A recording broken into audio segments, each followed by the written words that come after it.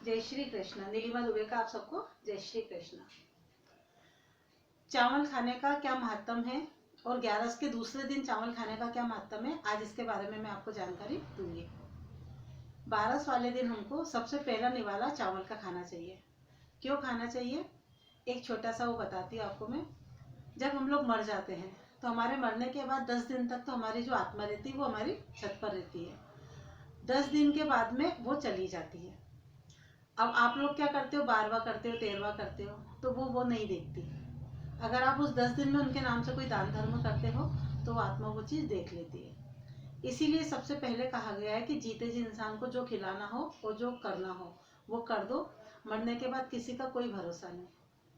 इसकी सबसे बड़ी जिम्मेदारी किसकी होती है? इंसान के स्वयं की होती है।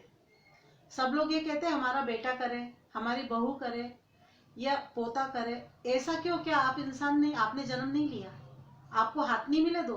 आपको 2 पैर नहीं मिले? आपको जीवान बोलने के लिए तो बहुत मिली।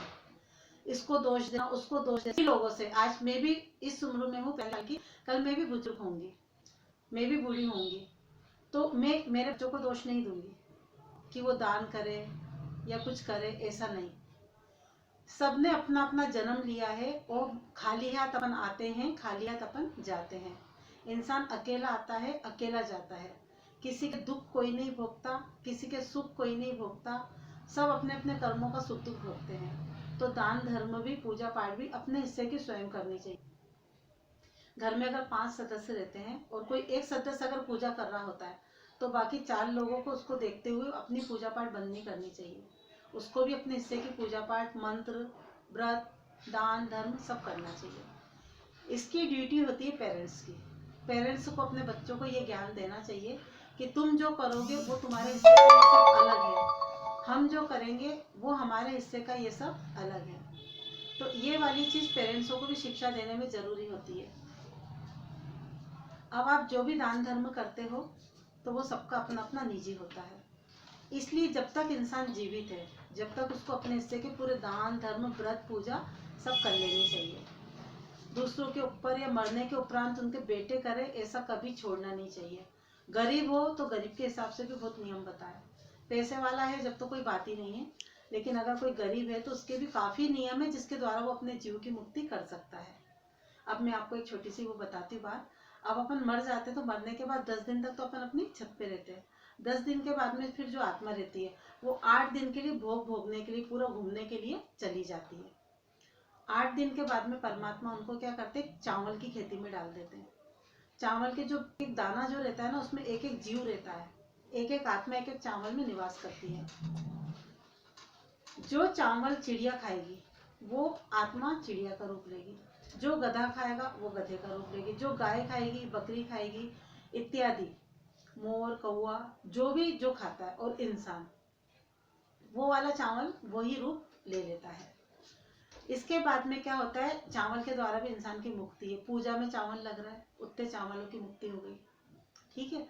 अब 12 का दिन आता है। जो लोग 11 का व्रत करते हैं ये पुण्य उन्हीं को मिलता है, अदरवाइज नहीं मिलेगा।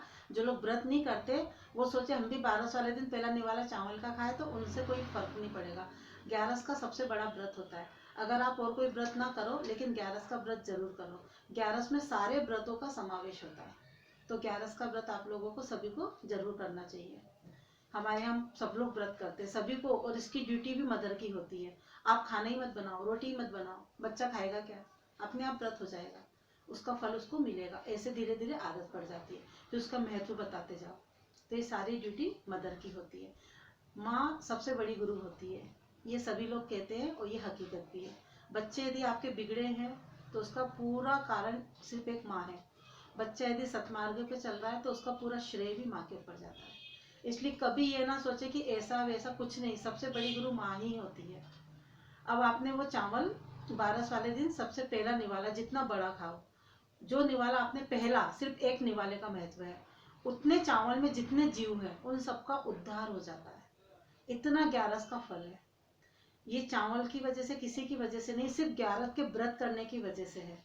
जो 11 का व्रत करते हैं और पहला निवाला चावल का खाते हैं, उन्हीं से ये जीवों का उद्धार होता है।